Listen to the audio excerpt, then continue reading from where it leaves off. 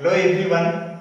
Last video में जो है मैंने हेलोबेंजीन का इलेक्ट्रोफिलिक सब्स्टिट्यूशन रिएक्शन के बारे में डिस्कस किया था, पूरा एक्सप्लेनेशन उसका, फिर जितने टाइप का इलेक्ट्रोफिलिक सब्स्टिट्यूशन रिएक्शन हो सकता था हेलोबेंजीन का सबके बारे में मैंने बताया। आज जो है हम लोग हेलोबेंजीन का न्यूक्लियोफिलिक सब्स्टिट्यूशन रिएक्शन को डिस्कस करेंगे। तो न्यूक्लियोफिलिक सब्स्टिट्यूशन रिएक्शन में क्या होगा, न्यूक्लियोफिलिक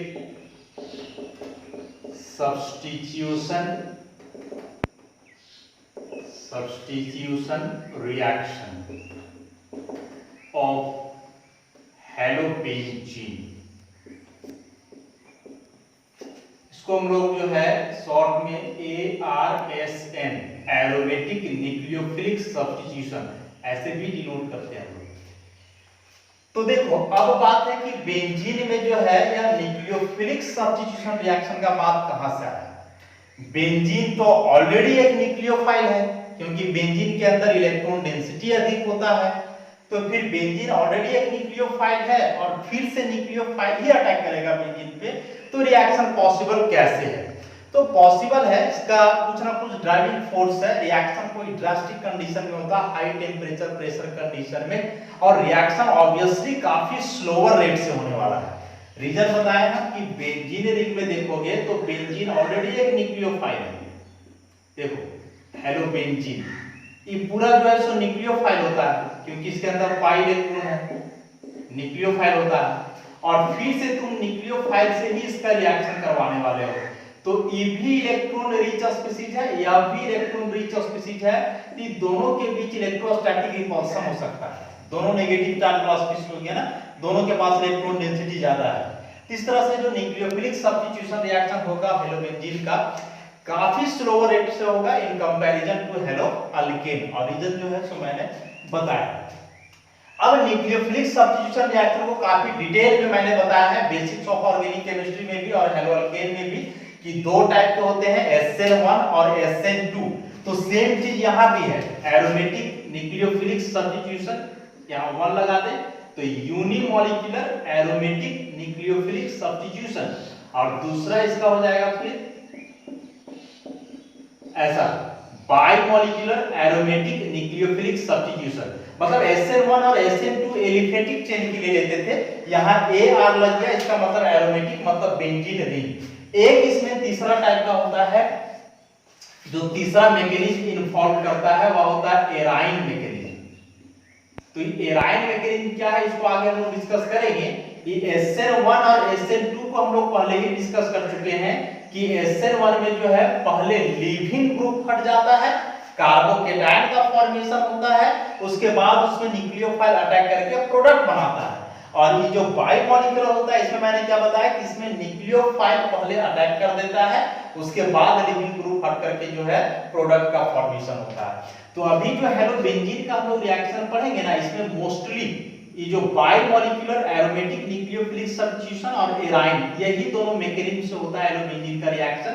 ये जो SN1 टाइप वाला है जनरली डायजोनियम सॉल्ट का रिएक्शन है, जो हम लोग डायजोनियम सॉल्ट का चैप्टर पढ़ेंगे वहां जानेंगे। तो अभी हम लोग बहुत ज्यादा डिस्कस करने वाले हैं इसके बारे में, AR-SN2 और एराइन मैकेनिज्म के बारे में। तो AR-SN2 मैकेनिज्म में क्या है सो देखो।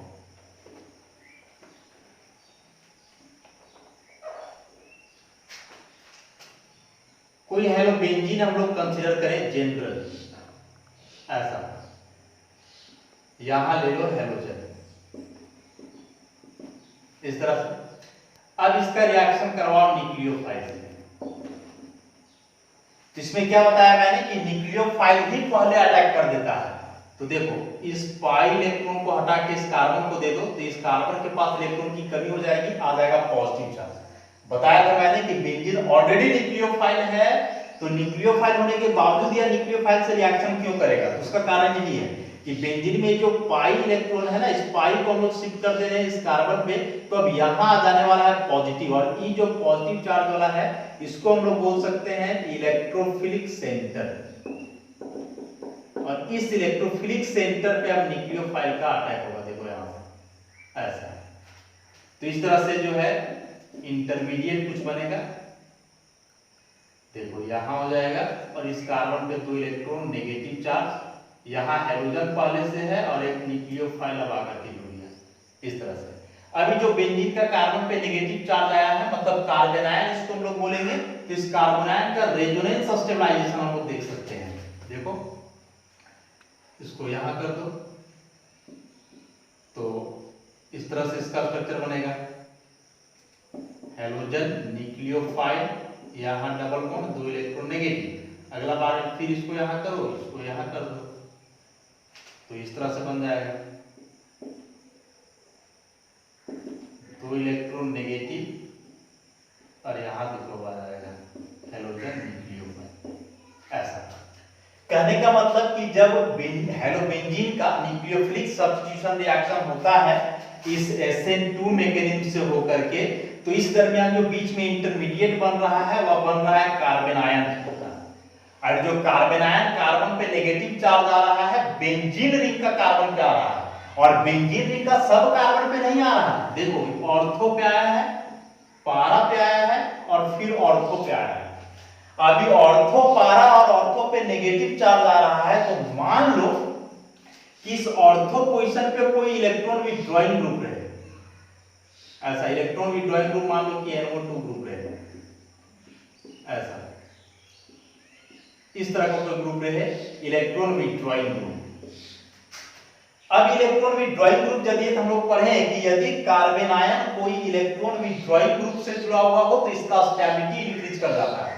मतलब एक कार्बन आयन को हम लोग स्टेबल बना सकते हैं, कब? जब यह कोई इलेक्ट्रॉन विथड्रॉइंग ग्रुप से जुड़ा हुआ हो, स्टेबल हो जाएगा कि ये जो 2 इलेक्ट्रॉन और नेगेटिव चार्ज है इस बेंजीन का कार्बन पे, ये 2 इलेक्ट्रॉन को आप यहां कर दो और इसको यहां कर दो, तो देखो क्या जाएगा, यहां पे बन जाएगा ऐसा डबल बॉन्ड और यहां इस पर आ जाएगा ऐसे नेगेटिव चार्ज। तो देखो बेंजीन का कार्बन से नेगेटिव चार्ज हट गया, कार्बन आयन जो है स्टेबल हो गया, ऐसा। तो इन शॉर्ट इस मैकेनिज्म से हम लोग को समझना क्या है? समझना यह है कि जो बेंजीन हेलोबेंजीन का न्यूक्लियोफिलिक सब्स्टिट्यूशन रिएक्शन हो रहा है SN2 मैकेनिज्म से हो रहा है, इंटरमीडिएट इसमें कार्बन आयन टाइप का बन रहा है, और जो कार्बन आयन कार्बन पे नेगेटिव चार्ज आ रहा है वह ऑर्थो और पारा पे आता है। अब जब ऑर्थो और पारा पे नेगेटिव चार्ज आ रहा है, तो यदि इस पोजीशन पे कोई कार्बन आयन स्टेबलाइजिंग ग्रुप हो, मतलब इलेक्ट्रॉन विथड्रॉइंग ग्रुप, तो क्या करेगा, इस कार्बन आयन को स्टेबल बना देगा, और जब कार्बन आयन को स्टेबल बना देगा तो रिएक्शन को आगे प्रोसीड करने में मदद करेगा, मतलब रिएक्शन के रेट को जो है इनहांस करेगा, इंक्रीज करेगा। तो याद रखोगे कि यदि हेलोबेंजीन में ऑर्थो या पारा पोजीशन पे कोई इलेक्ट्रॉन विथड्रॉइंग ग्रुप है, तो इलेक्ट्रॉन विथड्रॉइंग ग्रुप रहने से हेलोबेंजीन का रिएक्टिविटी न्यूक्लियोफिलिक सब्स्टिट्यूशन रिएक्शन में इंक्रीज कर जाने वाला है। क्योंकि पहले ही मैंने बताया है कि हेलोबेंजीन का रिएक्टिविटी जो है बेंजीन के तुलना में कम होता है, और उसका रीजन साफ साफ मैंने बताया था कि हेलोबेंजीन में जो हेलोजन में 3 लोन पेयर होता है, ऐसा ये लोन पेयर के चलते इलेक्ट्रॉन इधर शिफ्टिंग होता है ना, प्लस आर इफेक्ट के चलते, और ऐसा करने से यहाँ आ जाता है डबल बॉन्ड, यहाँ शिफ्ट कर जाएगा तो डिवाइस हो जाएगा इस तरह से, और ये डबल बॉन्ड आ गया मतलब आसानी से बॉन्ड क्लीन नहीं करेगा, तो रिएक्टिविटी इसका कम होगा। लेकिन मैकेनिज्म से हम लोग देख रहे हैं यहाँ कि जो नेगेटिव चार्ज ऑर्थो और पारा पे आ रहा है, इसका मतलब कि यदि ऑर्थो और पारा पे कोई इलेक्ट्रॉन विथड्रॉइंग ग्रुप रहे, तो इस कार्बन आयन को स्टेबलाइज करके जो न्यूक्लियोफिलिक सब्स्टिट्यूशन रिएक्शन है हेलोबेंजीन का, उसके रेट को इनहांस कर देगा। अब हम लोग जो है कुछ रिएक्शंस कंसीडर करते हैं इसका, हेलोबेंजीन का। तो सबसे पहला रिएक्शन इसका जो है, पहला नंबर है substitution by amino group, substitution by amino group. क्या होता है इसमें कि हेलोबेंजीन का रिएक्शन, सपोज क्लोरोबेंजीन हम लोग ले लेते हैं, अमोनिया से करवाया जाता है, क्यूप्रस ऑक्साइड लाता है, हाई टेम्परेचर और प्रेशर होगा, जाहिर सी बात है रिएक्टिविटी कम है, तो हेलोबेंजीन का जितना भी रिएक्शन होने वाला है, सारे रिएक्शन में टेम्परेचर प्रेशर वगैरह जो है हाई ही रहेगा। जैसे इस रिएक्शन की बात करें हम लोग, तो इसमें जो है टेम्परेचर 475 केल्विन और प्रेशर 50 atm के आसपास होता है, जो कि हाई टेम्परेचर और प्रेशर वाला कंडीशन है। कैसे रिएक्शन होगा, तो ये अमोनिया में जो NH2 ग्रुप है वह रिप्लेस करेगा इसको। तो देखो प्रोडक्ट बन जाएगा कुछ ऐसा कि NH2 2 मोल प्लस 2 मोल CuCl प्लस H2O। कैसे रिएक्शन होगा देखो, यहां NH3 है, बेंजीन रिंग में जो है सो हम NH2 ग्रुप जोड़े हैं, तो NH2 ग्रुप जोड़े इसका मतलब क्या हुआ कि इसका एक हाइड्रोजन बच गया। अब चूंकि यहां 2 मोल है तो इसका 2 मोल NH2 जुड़ेगा तो यहां 2 हाइड्रोजन बचेगा और एक ऑक्सीजन, तो 2 हाइड्रोजन एक ऑक्सीजन मिलकर के H2O हो जाना है। उसके बाद एक बेंजीन में एक क्लोरीन है, टोटल 2 मोल में 2 क्लोरीन निकलेगा, तो ये 2 कॉपर से मिलकर के 2 CuCl बनकर जो है बाहर। तो इस तरह से फॉर्मेशन होगा किसका, एनिलीन का। ये क्लोरोबेंजीन हो गया। कन्वर्सन भी एग्जामिनेशन में आता है, क्लोरोबेंजीन से एनिलीन, तो इस रिएक्शन का इस्तेमाल कर सकते हो, या फिर बेंजीन से एनिलीन आ सकता है, तो बेंजीन को पहले क्लोरोबेंजीन में बदलो उसके बाद इसका करा। मैकेनिज्म जो अभी बताया ना वही मैकेनिज्म इसमें भी फॉलो होने वाला है। देखो मैकेनिज्म उसमें क्या होगा, सेम मैकेनिज्म होना है। इस तरह का ले लो क्लोरोबेंजीन, यहां आप लिए हो अमोनिया, इस तरह का न्यूक्लियोफाइल, तो वही चीज इसको यहां हम लोग करें और ई जो है सो यहां से कर दें, तो अटैक करके जुड़ जाएगा ना उसमें। इस तरह का Cl नेगेटिव और ई यहां NH3 हो जाएगा, नाइट्रोजन पे प्लस हो जाना है। अभी नाइट्रोजन पे जो प्लस हो जाएगा तो प्लस ऐसे हो गया, इस तरह से नाइट्रोजन का इलेक्ट्रॉन कम हो गया, 1 2 3 4, अपना 5 होता है यहाँ 4, एक कम इसलिए पॉजिटिव, तो एक हाइड्रोजन को यहाँ से एलिमिनेट करेगा। तो एलिमिनेट करेगा तो फिर ये कुछ इस टाइप का बन जाएगा Cl और H सॉरी नाइट्रोजन, और इसमें 2 हाइड्रोजन और ये H प्लस यहाँ से बाहर हो जाएगा। सॉरी इसको इस जगह पे हम लोग जोड़ेंगे, यहाँ नाइट्रोजन, ये 2 हाइड्रोजन और H प्लस यहाँ से बाहर हो जाएगा। अभी H प्लस कहाँ जाएगा, तो देखो H प्लस हम लोग कैटलिस्ट लिए थे Cu2O, इसमें Cu प्लस और ऑक्साइड आयन अलग अलग है, तो यही ऑक्साइड आयन H प्लस को लेगा। क्योंकि 2 मोल इस्तेमाल कर रहे थे ना, तो ऐसा 2H प्लस निकलेगा कि दोनों को लेगा, तो 2H प्लस और वो डबल माइनस मिलकर के हो जाएगा H2O, और ये Cu प्लस जो है वह कंबाइन कर जाएगा इस Cl से। तो Cl यहाँ से कैसे निकलेगा, तो इसको ऐसे कर दो कि ये 2 इलेक्ट्रॉन को वापस यहाँ करो और इस Cl को यहाँ से बाहर कर दो। तो देखो यहाँ से Cl माइनस निकल जाना है बॉन्ड सही, तो इस Cl माइनस और इस Cu प्लस मिलकर के हो जाएगा CuCl, और ये पहले के जैसा हो गया, देखो ऐसा इस तरह से, और यहाँ जुड़ गया NH2 ऐसा। तो इस तरह से प्रोडक्ट का फॉर्मेशन हो जाना है। अब दूसरा इसमें हम लोग देखें सब्स्टिट्यूशन बाय अमीनो ग्रुप के बाद substitution by hydroxyl group, substitution by hydroxyl group. इसमें बहुत ही इंपॉर्टेंट नेमिंग रिएक्शन है, डॉज प्रोसेस। ऐसा डॉज जो है ना साइंटिस्ट का नाम है, और इस साइंटिस्ट का नाम से लेबोरेटरी भी है, उसी लेबोरेटरी में जो है इस रिएक्शन को सबसे पहले परफॉर्म किया गया था, इसलिए इसको हम लोग बोलते हैं डॉज प्रोसेस। रिएक्शन में होता क्या है, इसको शुरुआत से हम लोग देखें।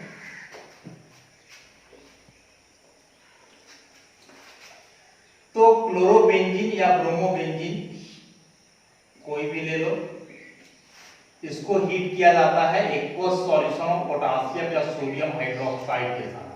हाई टेम्परेचर और प्रेशर रहना है, 300 atm के आसपास होता है इसका प्रेशर। तो यहां से OH माइनस देखो न्यूक्लियोफाइल के जैसा बिहेव करेगा कि OH माइनस यहां से Cl को एलिमिनेट करेगा ऐसा, और यहां आ जाना है OH और ये K और ये Cl यहां से KCl बाहर आ जाना है ऐसा। अब क्या होता है ना कि जो फिनॉल बना है वह फिनॉल एसिडिक नेचर का सब्सटेंस होता है। फिनॉल एसिड के जैसा बिहेव क्यों करता है, फिनॉल चैप्टर में हम लोग डिटेल में जानेंगे। फिलहाल याद रखो कि जो फिनॉल है वह एसिडिक सब्सटेंस है, H+ आयन देने का टेंडेंसी रखता है। क्यों रखता है, क्योंकि देखो इसमें ऑक्सीजन हाइड्रोजन का बॉन्ड है, तो ऑक्सीजन हाइड्रोजन का बॉन्ड है तो ऑक्सीजन का इलेक्ट्रोनेगेटिविटी तो बहुत अधिक होता है ना हाइड्रोजन की तुलना में। ये हाइड्रोजन के इलेक्ट्रॉन को विड्रॉ करेगा, इलेक्ट्रॉन ले लेगा ऑक्सीजन, तो हाइड्रोजन को यहाँ से H+ के रूप में बाहर होना पड़ेगा, और जो सब्सटेंस H+ आयन एलिमिनेट करता है उसको हम लोग एसिड बोल सकते हैं। तो फिनॉल जो यहाँ बना है वह एसिडिक नेचर का है, और यहाँ आप रिएक्शन करवा रहे हो बेसिक मीडियम में। अब सोचो कि एसिड और बेस दोनों एक साथ जब रहे तो क्या हो जाएगा।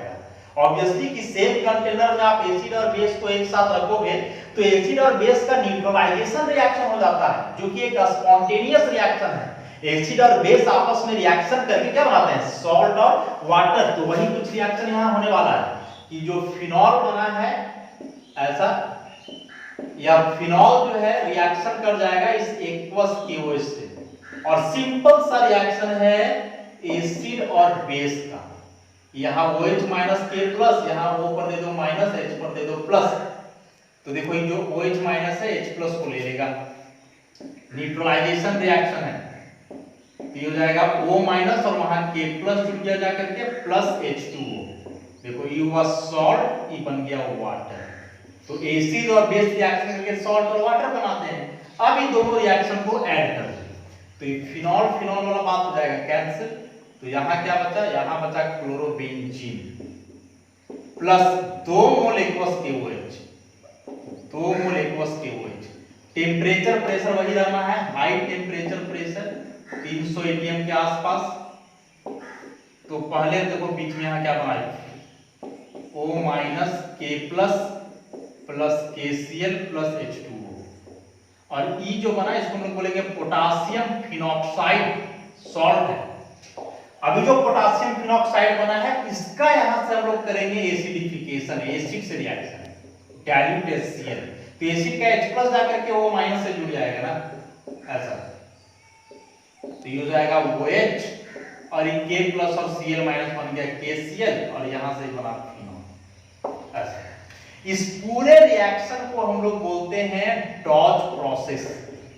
बहुत इंपॉर्टेंट रिएक्शन है, चाहे कन्वर्सन हो चाहे डायरेक्ट रिएक्शन लिखना हो, डॉज प्रोसेस एक बहुत ही इंपॉर्टेंट रिएक्शन है। इस रिएक्शन में कुछ कुछ जानने वाला बात, जैसे सबसे पहला यहां भी फिनॉल बन रहा था, फाइनल प्रोडक्ट भी फिनॉल बन रहा है, तो यही रिएक्शन क्यों नहीं रुक रहा था, दोबारा या फिनॉल क्यों बना। तो अभी मैंने बताया कि जो फिनॉल, जैसे मान लो कि क्लोरोबेंजीन एक बर्तन में आप लिए हो, इसमें एक बस KOH मिलाए, हीट किए, बहुत ज्यादा हीट करने के बाद रिएक्शन हुआ, प्रोडक्ट बना फिनॉल। तो फिनॉल भी तो उसी बर्तन में है ना जिस बर्तन में एक बस KOH है। अब एसिड बेस दोनों एक ही बर्तन में है तो आपस में रिएक्शन कर जाएगा और ये बनाएगा सॉल्ट और वाटर वगैरह बन जाएगा। तो जो सॉल्ट बनता है ना पोटासियम फिनॉक्साइड, या प्रेसिपिटेट होता है, इसको छान करके वहां से अलग कर देना है, और जब छान करके अलग कर दोगे उसके बाद उसमें फिर डाइल्यूट हाइड्रोक्लोरिक एसिड मिला, तो मिलाने के बाद जो है तो यह बदल जाएगा फिनॉल में। अब यह जो फिनॉल बना वह बेसिक मीडियम से बाहर हो गया है, तो अब यह इस बेस से रिएक्शन नहीं करेगा, और यहां से आप फिनॉल को आइसोलेट कर सकते हो। तो हेलोबेंजीन से फिनॉल बनाने का बहुत ही बेहतर मेथड है, जो सबसे पहले बनाया गया था डॉ के द्वारा, डॉ लैबोरेटरी में ही, इसलिए उन्हीं के नाम पे रिएक्शन का नाम पड़ गया डॉज प्रोसेस।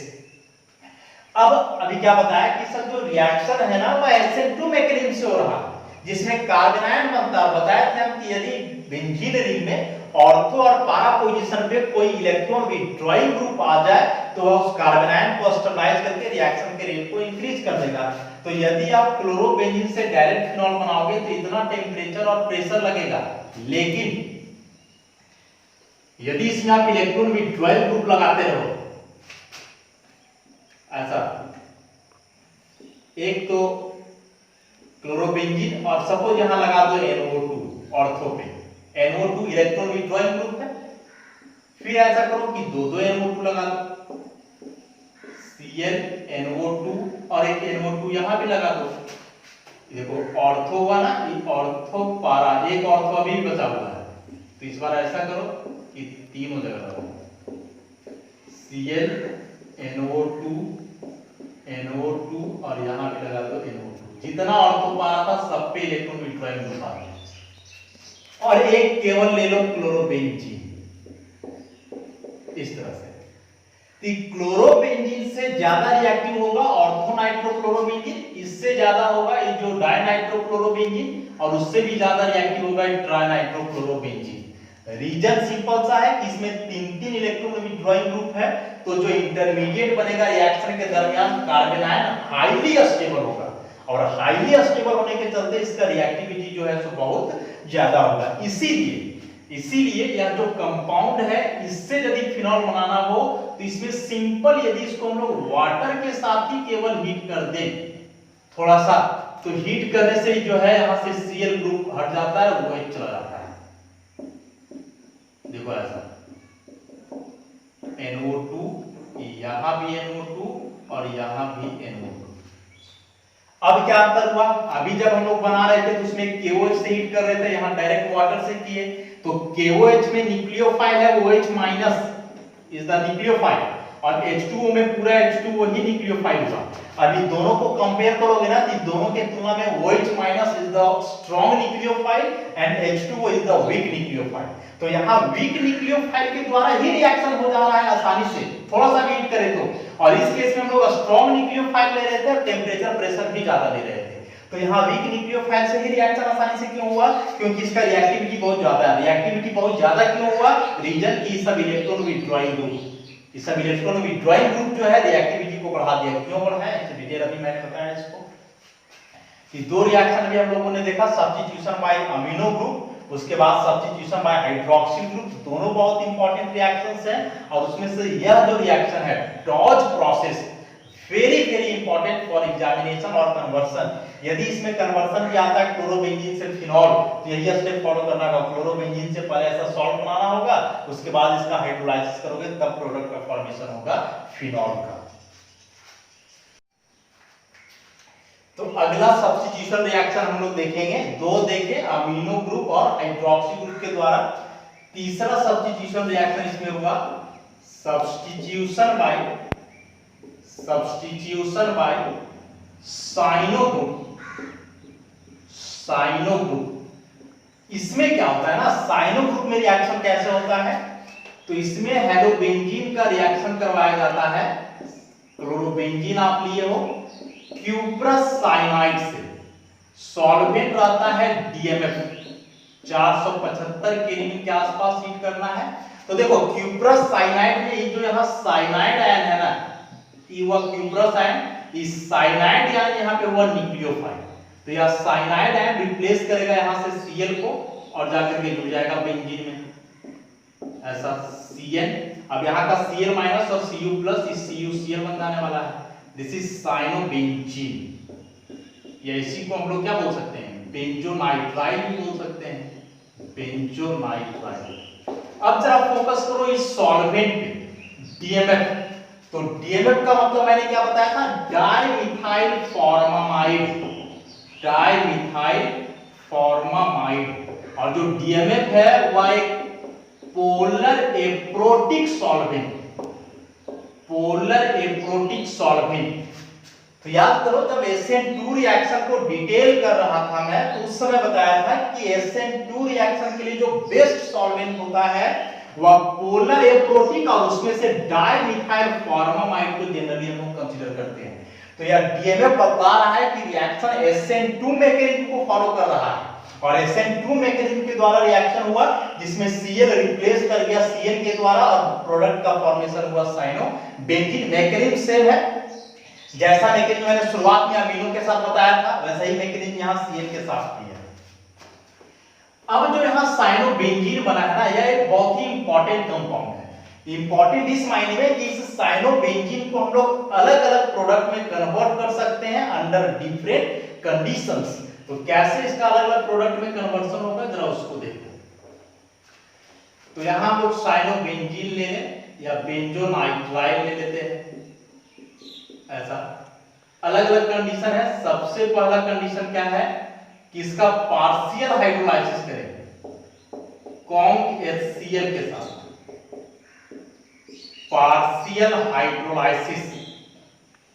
तो पार्शियल हाइड्रोलाइसिस से क्या होगा, हेलोअल्केन में भी इसका डिस्कशन मैंने किया था कि Cn ग्रुप का यदि पार्शियल हाइड्रोलाइसिस किया जाए तो यह Cn कन्वर्ट हो जाता है अमाइड ग्रुप में, और प्रोडक्ट यहां बनेगा बेंजामाइड। देखो ऐसा, यहां C डबल बॉन्ड O और ये हो जाएगा NH2। मतलब ये जो H2O का ऑक्सीजन है कार्बन से जुड़ गया, दोनों हाइड्रोजन नाइट्रोजन से जुड़ गया, ये बेंजामाइड। इसका मैकेनिज्म भी मैंने बताया था उस समय जब बता रहा था हेलोल्केन का रिएक्शन उस टाइम। अब जो है यदि इसका कंप्लीट हाइड्रोलाइसिस किया जाए 2H2O डाइल्यूट HCl के साथ, कंप्लीट हाइड्रोलाइसिस में ज्यादा वाटर मिलाएंगे इसमें, तो कंप्लीट हाइड्रोलाइसिस में Cl ग्रुप किसमें बदलता है, तो Cl ग्रुप इसमें कन्वर्ट हो जाता है कार्बोक्सिलिक एसिड वाला ग्रुप में। देखो ऐसा कार्बोक्सिल ग्रुप में प्लस NH4Cl बाहर होता था, दिस इज बेंजोइक एसिड। ऐसा तीसरा यदि इसका रिडक्शन किया जाए, रिडक्शन सोडियम इथेनॉल के साथ कर सकते हो, मेंडियस रिएक्शन जिसको हम लोग बोल रहे थे, या फिर इसका LiAlH4 के साथ कर सकते हो। 4 हाइड्रोजन रहता है, ये 2 हाइड्रोजन कार्बन से जुड़ने वाला है, 2 हाइड्रोजन नाइट्रोजन से, और ये कुछ इस टाइप का कंपाउंड बन जाएगा CH2NH2, this is benzyl amine. ऐसा कन्वर्सन के दृष्टिकोण से बहुत इंपॉर्टेंट है ये रिएक्शन क्लोरोबेंजीन से बेंजामाइड। तो फर्स्ट ऑफ ऑल क्लोरोबेंजीन को कन्वर्ट करना होगा साइनोबेंजीन में, CuCl से रिएक्शन करवा करके। याद रखो जब हम लोग करवा रहे थे हेलोल्केन का रिएक्शन ना, तो वहां Cl को Cl में बदलने के लिए KCl लेते थे, यहां KCl नहीं बल्कि CuCl लेना है।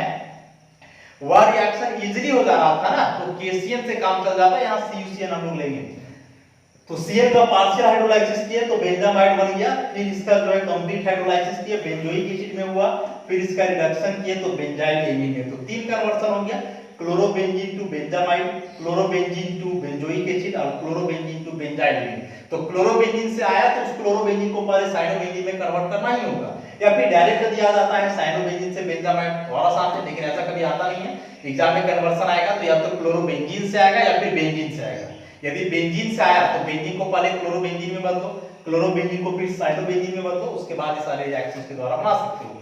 एक इसमें और है, और वह एक रिएक्शन और क्या है कि यदि साइनोबेंजीन का रिएक्शन कुछ ऐसा, पहले इसका रिडक्शन हो 2 हाइड्रोजन SnCl2 और HCl का इस्तेमाल करके, तो इसमें पहले अल्डिमीन हाइड्रोक्लोराइड का फॉर्मेशन होता है। देखो CH डबल बॉन्ड NH+HCl, इसको हम लोग बोलेंगे बेंजल्डिमीन हाइड्रोक्लोराइड।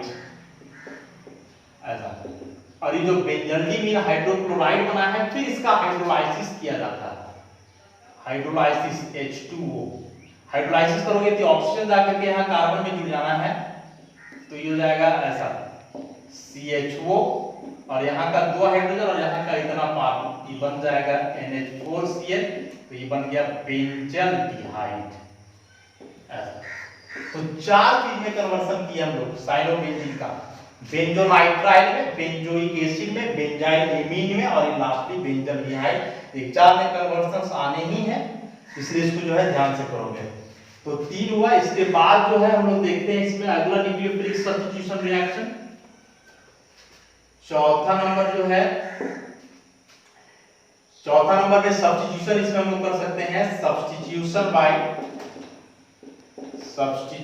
Bye mercaptide group.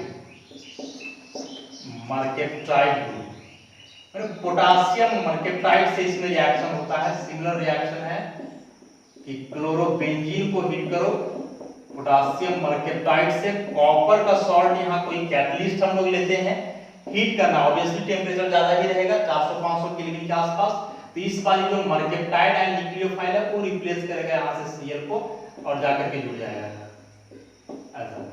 तो यहाँ से SH और ये KCl बाहर, this is benzene thiol, benzene thiol, या फिर इसको हम लोग थायोबेंजीन भी बोल सकते हैं। एक इसमें कन्वर्सन और है सब्स्टिट्यूशन। अगला सब्स्टिट्यूशन है substitution by alkoxy group. Alkoxy group, तो इसमें क्या होता है, इसमें भी यही है, हेलोबेंजीन का रिएक्शन जो है पोटासियम या सोडियम अल्कोक्साइड के साथ हम लोग करेंगे।